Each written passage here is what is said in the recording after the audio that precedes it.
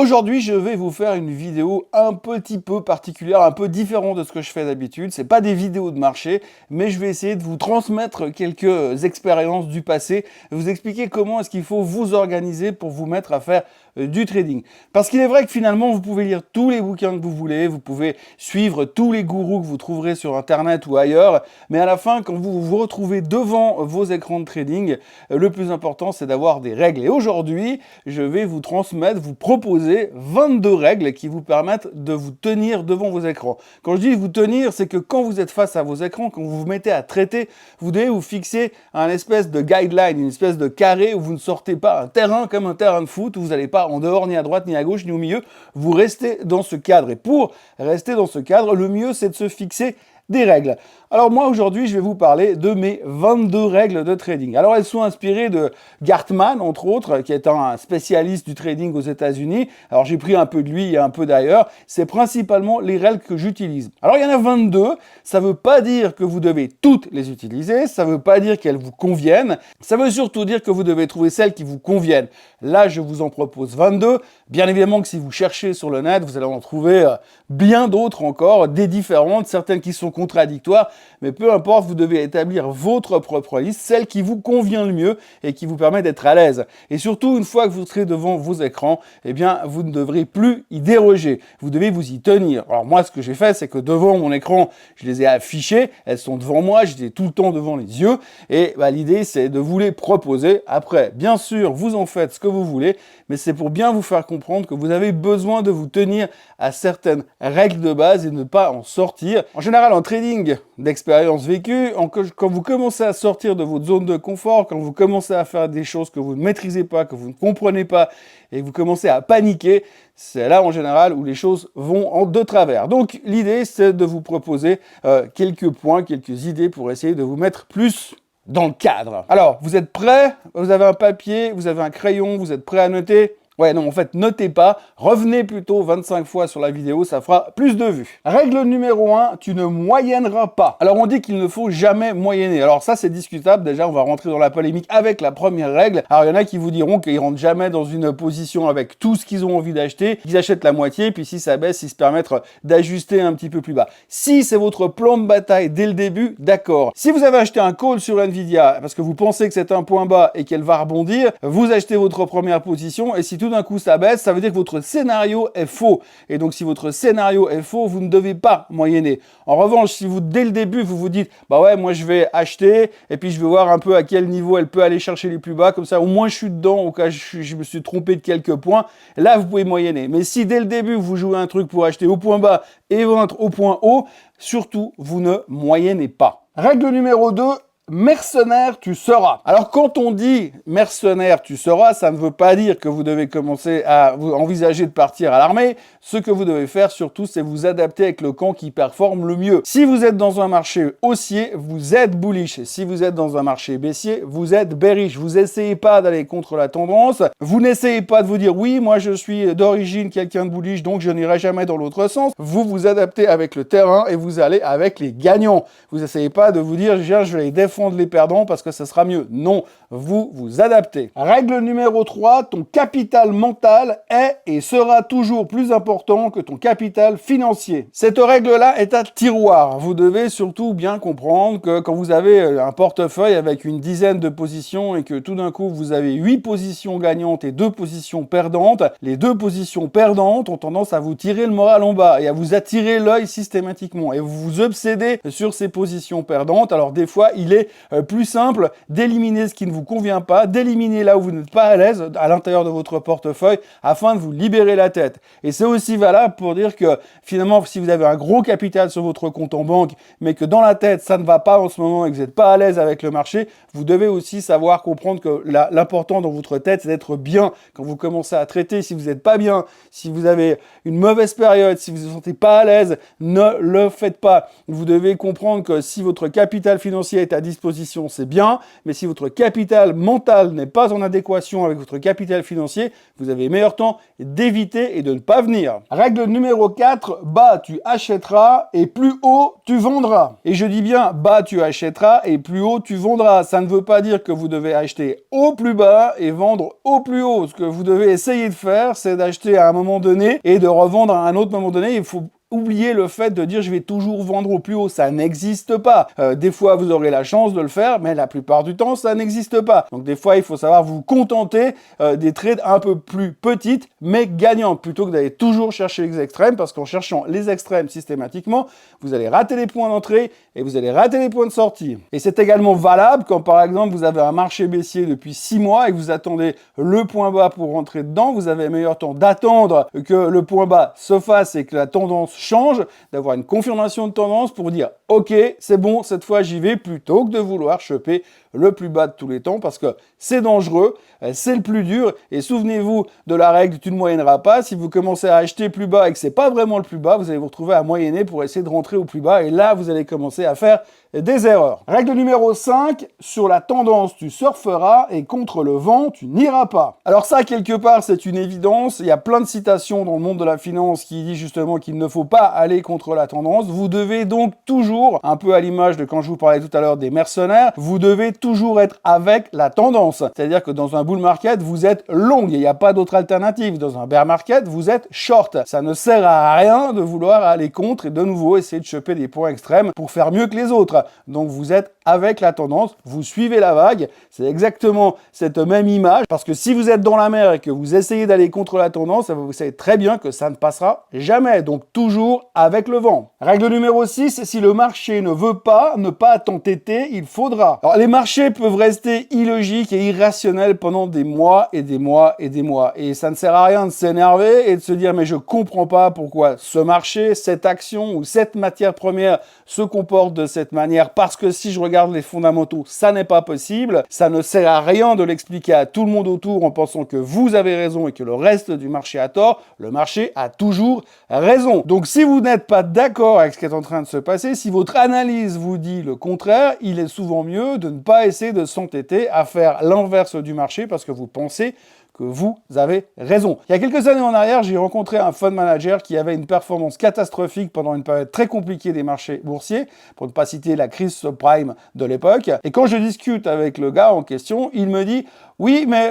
moi j'ai raison et le marché a tort, et quand le marché comprendra que j'ai raison, je gagnerai de l'argent. » Donc n'essayez pas de vous entêter, ça ne sert à rien. Et ça arrive d'avoir des marchés illogiques et il faut simplement vivre avec. Règle numéro 7, tu taperas sur les plus faibles et tu suivras les plus forts. En gros, c'est assez simple. Quand vous avez des actions qui ne vont pas bien, dans un environnement qui ne va pas bien pour elles, où c'est compliqué, il ne faut pas essayer de trouver le point bas pour rentrer dedans, pour espérer que ça ira mieux plus tard. Il faut leur taper dessus pour essayer de les faire baisser un peu plus, parce que c'est les plus faibles du marché. Quand vous avez une action qui est hyper forte et que tout le monde veut acheter et où tout le monde est convaincu que ça va aller au ciel, là aussi, ça ne sert à rien d'aller contre la tendance, c'est des risques inutiles. Donc vous continuez à aller avec cette tendance et vous ne changez pas d'orientation. Vous voyez très clairement qu'à l'intérieur de toutes ces règles, il y a quand même pas mal de choses qui se recoupent, puisqu'on a toujours tendance à dire qu'il faut aller là où le vent vous porte et pas aller à contresens, parce que c'est très dangereux. Et ça, c'est peut-être même la seule règle unique qu'il faudrait utiliser. Là, en l'occurrence, sur la règle numéro 7, on tape sur les plus faibles et on achète les plus forts. Règle numéro 8, les gaps, tu poursuivras. Alors les gaps, vous savez ce que c'est ce jour où les titres ou les indices ouvrent quelques pourcents plus haut que la clôture de la veille. Et là, ça laisse un trou sur le graphique. Alors on dit que les gaps sont toujours faits pour être comblés, c'est vrai, et ça c'est quelque chose qu'il ne faut pas oublier, mais par contre ça veut aussi dire en général quand il y a un gap haussier ou un gap baissier, ça continue dans la même direction dans un premier temps. Donc si un matin vous avez une ouverture beaucoup plus haute que la clôture de la veille, vous devez acheter ce gap pour continuer le mouvement à court terme, ça vous permettra de faire un gain à court terme, et puis dans l'autre sens c'est valable également. Donc ça veut dire que ça vous permet de faire un gain rapide à court terme, donc vous devez jouer cette thématique. Ensuite, vous pourrez vous concentrer sur le fait de ne jamais oublier que ce gap-là est fait pour être comblé, puisque la nature a cette capacité extraordinaire de combler les vides. Règle numéro 9, quand déprimé tu seras, ne pas traiter, il faudra. Alors les marchés fonctionnent par cycle, hein, tout simplement, et quand les cycles sont bons, c'est beaucoup plus facile de gagner de l'argent. Donc vous verrez avec l'expérience que dans certaines phases de marché, vous êtes beaucoup plus à l'aise que dans d'autres phases de marché. Et donc quand vous êtes dans des marchés qui ne vous conviennent pas, souvent il est beaucoup plus simple de ne pas forcément aller mettre les mains dedans pour absolument traiter. Une des choses les plus intelligentes pour un trader, à mon sens, c'est de savoir ne rien faire. Comme on dit, de s'asseoir sur ses mains et d'attendre.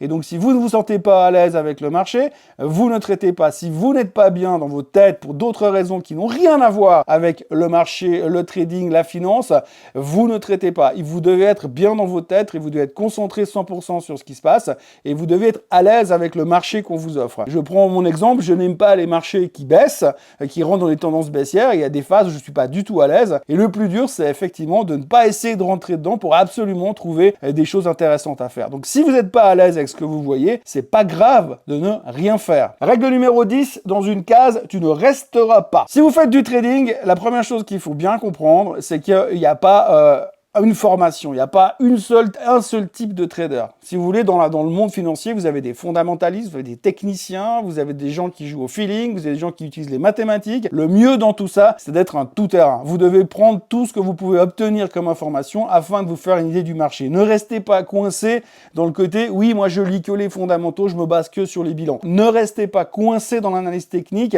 utilisez aussi le reste. Croyez-moi, la meilleure chose, c'est d'être un peu au courant de tout et de maîtriser à peu près tout. Vous devez être diversifié comme votre portefeuille.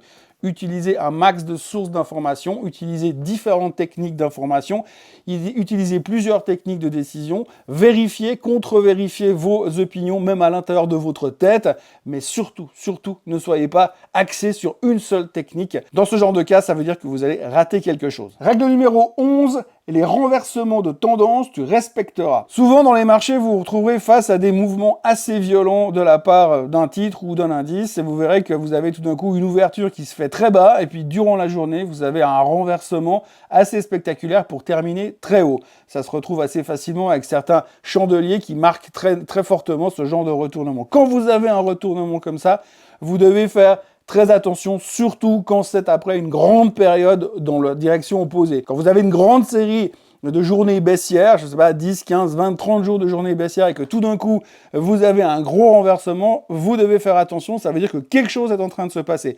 Et si c'est un renversement sur une semaine, si c'est un renversement sur un mois, c'est encore plus important. Vous devez absolument repérer ce genre de choses et les utiliser parce que c'est là où ça vous permettra justement de rattraper ou d'attraper la prochaine tendance. Règle numéro 12, la règle KISS, tu appliqueras. Alors la règle KISS, c'est Keep it simple, stupid. Donc en gros, ça veut dire que vous devez utiliser des techniques de trading qui sont simples et rationnelles. N'allez pas chercher des trucs méga compliqués, à moins que ce soit votre cam, entre guillemets, mais n'allez pas chercher des techniques hyper complexes avec 12 000 moyennes mobiles et plein de graphiques différents et de signaux de bourse dans tous les sens.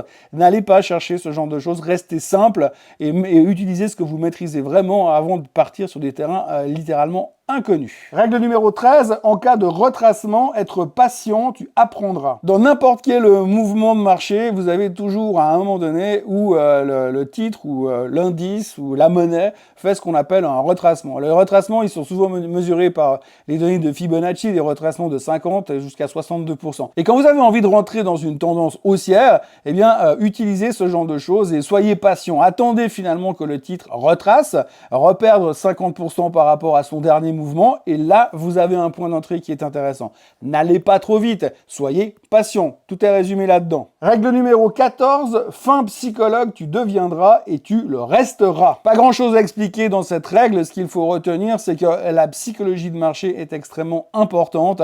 Et aujourd'hui, à plus forte raison, dans les années 2024, 2023, eh bien, on a pu se rendre compte que le marché était très axé sur la psychologie. On n'est plus vraiment en train de se baser sur les fondamentaux, puisqu'il y a des périodes période où on sort complètement de cette zone de fondamentaux, justement pour aller se concentrer sur une espèce d'excitation future ou d'anticipation de l'avenir. Et là, c'est très important d'essayer d'observer le marché, de prendre du recul, de le regarder et de le psychanalyser. Et vraiment, c'est très important d'essayer de comprendre cette thématique de la psychologie de marché. Règle numéro 15, sur force, tu investiras, sur faiblesse, tu augmenteras ton risque. Alors ça, c'est une règle qui vous encourage à, là aussi, d'abord, quand vous commencez à initier une position dans un marché qui est fort, hein, quand on voit qu'il y a vraiment un suivi et que tout d'un coup, il y a une tendance qui est en train de se dessiner. Donc à ce moment-là, vous pouvez construire des positions. Et quand finalement, le titre continue de monter et que vous avez raison et que vous commencez à gagner de l'argent et que vous êtes beaucoup plus à l'aise sur l'avenir, donc avoir plus confiance sur la valeur, vous pouvez augmenter vos positions dans la force. Par contre, si tout d'un coup le titre baisse, si vous devez rajouter dessus, par exemple vous avez acheté à 10, le titre monte à 30, et puis qu'il redescend tout d'un coup, et que vous voulez en reprendre à ce moment-là, attendez là aussi qu'il y ait des retracements sur le dernier mouvement avant de rentrer. Mais autrement, sur force, vous pouvez continuer à accumuler parce que votre idée, votre théorie de base est en train de fonctionner. Règle numéro 16, de la violence des marchés baissiers, tu te méfieras. Alors ça, c'est un peu bateau comme règle, mais oui, il faut faire très très attention parce que autant les marchés haussiers sont forts quand ils veulent être forts pendant des longues périodes, mais autant les marchés baissiers sont ultra violents quand ils commencent à baisser. Quand ça commence à baisser fort, faites très attention.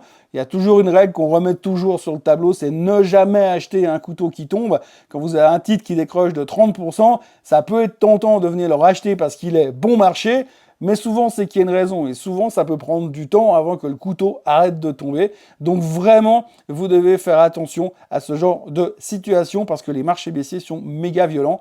Pour avoir vécu des journées de baisse absolument titanesques, eh bien quand tout d'un coup ça baisse de 5% et que vous vous dites ouais c'est bon là je peux racheter et que dans la minute qui suit vous reperdez 6% derrière, eh bien forcément ça fait extrêmement bizarre parce qu'il y a tous vos repères qui sont éclatés. Donc faites attention quand ça commence à baisser, c'est toujours beaucoup plus violent que le reste. Règle numéro 17, courir tes profits tu laisseras et couper tes pertes immédiatement tu devras. On dit que pour faire un bon trader, c'est pas quelqu'un qui a raison tout le temps. Un trader qui fait 10 trades sur 10 qui sont gagnantes, c'est un menteur, mais un trader qui fait 6 trades gagnants sur 10, c'est un bon trader, tout en sachant qu'il doit être capable de couper les 4 autres positions extrêmement rapidement. Et c'est là qu'il faut avoir du talent, parce que finalement, les positions qui ne vont pas dans votre direction doivent être immédiatement liquidées, virées de votre portefeuille. 1, ça vous nettoyera la tête pour commencer, et 2, ça vous évitera de vous entêter sur des choses qui ne fonctionnent pas. Mais par contre, de l'autre côté, quand vous avez des positions gagnantes, et puis que ça se passe bien, que les trends se développent dans la bonne direction, eh bien, il faut aussi savoir les conserver plutôt que de les vendre trop vite pour faire un gain rapide, mais qui finalement vous fera rater le gros morceau du gain derrière. Règle numéro 18, toujours raison, le marché aura. Comme je vous le disais dans une précédente règle, justement, aujourd'hui, vous devez accepter le fait que le marché a raison. C'est pas vous qui avez raison. Vous avez une vision, vous avez fait une analyse, vous avez pris une décision d'achat ou de vente. Et si le marché va dans l'autre sens, eh bien, vous pouvez vous énerver, vous pouvez taper les pieds, vous rouler par terre, arrêter de respirer. Peu importe, le marché aura toujours raison et n'oubliez jamais ça, vous devez rester humble et sage devant le marché en vous disant que ok, je me suis trompé, je me coupe et je repars sur autre chose. Mais lui, il aura toujours raison, systématiquement. Règle numéro 19, plus de ce qui marche, tu feras, et moins de ce qui ne marche pas, tu ne feras pas. Là aussi, c'est une question de tendance et une question d'environnement. Quand vous avez un marché qui cartonne à la hausse depuis des mois, où tout le monde est bullish, où tout le monde est en mode FOMO, Fear of Missing Out, qui veut absolument être dedans parce qu'il pense que telle industrie, tel secteur va être multiplié par 4 ou par 5, vous devez absolument jouer la hausse et courir dans cette direction. Et vous devez continuer à faire des trades à la hausse sur ce secteur, sur ce marché, jusqu'à un renversement majeur de tendance. Dans l'autre cas, si vous avez un marché qui est faible, qui n'y arrive plus, qui chaque fois tente des rebonds, mais qui se dégonfle à chaque fois, là, vous devez profiter de tous les rebonds pour taper dessus et pour vraiment taper sur les plus faibles et taper sur les gens à terre. Je sais très bien que c'est pas une règle correcte dans le côté chevaleresque de la chose, mais vous devez absolument allez avec les plus forts. Vous voyez qu'à l'intérieur de ces règles, il y en a plusieurs qui se recoupent, c'est une question de comment on les interprète, mais ça c'est vraiment très important également. Allez avec le vent de nouveau, donc achetez les marchés très forts et bullish et vendez les marchés très faibles. N'essayez pas de faire l'inverse. Règle numéro 20, les coups sûrs tu éviteras, mais quand personne n'y croira, tu iras. Alors ça, quand vous aurez passé des années et des années dans le marché et que vous aurez eu plein de contacts, plein de réseaux et plein de gens qui vont vous dire « Oui, il faut acheter ça parce que c'est un coup sûr. Oui, il faut acheter cette crypto, elle va faire x10. Oui, il faut acheter cette boîte-là, elle va se faire racheter. » Dites-vous bien qu'en général, quand vous obtenez l'information, vous êtes le dernier de la chaîne. Dites-vous bien quand on vient vous garantir un truc qui va marcher, une trade qui va fonctionner, ça ne fonctionnera pas. Par contre, quand vous avez découvert une pépite, découvert quelque chose qui vous convainc et que vous avez fait votre travail dessus, vos devoirs dessus, alors ça, vous devez vous concentrer là-dessus. Mais ne croyez pas que les gens viennent vous donner des informations juste pour que vous puissiez gagner de l'argent. Généralement, c'est surtout pour leur intérêt d'abord, avant le vôtre. Règle numéro 21. Connaître la liquidité du marché et éviter les cafards, il faudra. Alors ça, c'est quelque chose de très très important. Quand vous commencez à traiter sur une option, sur un titre, sur une action que vous connaissez mal, vérifiez les volumes à l'intérieur. Il arrive sur certaines valeurs que tout d'un coup, pendant des semaines, vous n'avez plus de liquidité. Donc si vous avez acheté une action et que vous avez, je sais pas, 2000 actions en position et que vous vous rendez compte que tout d'un coup, par moment, cette action, on en traite 5 par jour, eh ben vous vous rendez compte immédiatement que si vous devez vendre vos 2000 actions, il n'y a pas le volume, il n'y a pas la liquidité. Et donc, vous prenez un risque énorme. Et ça se produit souvent sur des options listées, ça se produit souvent sur des micro-caps ou des small-caps, donc faites attention. Assurez-vous que la taille des positions dans votre portefeuille est parfaitement adaptée à la liquidité du marché. Parce que sinon, vous rentrez dans une situation qu'on appelle une maison à cafards. La maison à cafards, c'est des choses c'est des petites maisons qu'on met pour tuer les cafards, ils rentrent dedans et puis une fois qu'ils sont dedans, ils meurent, ils ressortent jamais. Ce qu'on appelle des cockroach house en anglais. Donc évitez de vous retrouver là-dedans, vous devez faire très attention de vous assurer qu'il y a une certaine liquidité. C'est souvent le cas aussi sur les options. Vous avez des market makers qui codent des deux côtés, achat et vente. Normalement, ils sont censés être là tout le temps et vous vous apercevrez avec le temps que sur certaines options, il n'y a personne qui traite et il n'y a pas de market maker. Résultat, si vous achetez un truc là-dedans, vous avez des bonnes chances de rester collé et ça, il n'y a rien de pire quand vous avez une option, une action, mais quand vous décidez de vouloir sortir, tout d'un coup, personne ne veut en acheter, il n'y a pas de liquidité, vous avez raison, mais vous ne pouvez rien faire. Donc, connaître la liquidité et éviter les maisons à cafards. Règle numéro 22, enfreindre les règles tu pourras, mais trouver le quand tu apprendras. Eh bien, ça résume un peu toutes les règles qu'on vient de voir depuis quelques minutes. Eh bien, ce qu'il faut vraiment retenir, c'est que toutes ces règles sont faites pour être suivies, mais aussi pour être brisées. Il y a des moments dans la vie, il y a des moments dans le trading ou dans l'investissement où il va falloir réfléchir différemment et sortir des chantiers battus. Donc le but de ces règles, c'est vraiment de vous donner une possibilité de vous tenir dans un cadre, comme je le disais au début, mais il faut aussi bien comprendre que par moment, il faut savoir briser les règles, casser les chaînes et sortir des sentiers battus pour tenter quelque chose de fou. Vous avez le droit de le faire, vous pouvez le faire, c'est pas des lois, c'est des règles qui vous permettent d'éviter le maximum de faire des erreurs. Alors encore une fois, cette liste de 22 règles n'est pas une obligation. Ce ne sont pas celles que vous devez utiliser parce que sinon ça ne marchera pas. Il y en a des centaines. Vous pouvez créer vos propres règles, celles qui vous conviennent. Mais surtout, vous devez vous y tenir. C'est très, très important de ne pas faire n'importe quoi dans les marchés. Sinon, vous aurez rapidement plus suffisamment de capital, vous serez rapidement déprimé. Et tout ça, ça fait que vous allez briser certaines règles. Si vous avez aimé cette vidéo, n'hésitez pas à la liker, à la commenter, à en demander d'autres en expliquant ce que vous avez envie d'entendre en plus. N'oubliez pas au passage de vous abonner à la chaîne Swissquote en français. On se retrouve prochainement pour un autre Morning Bull Live, un Swiss Bliss ou une autre vidéo de ce style. Bye bye.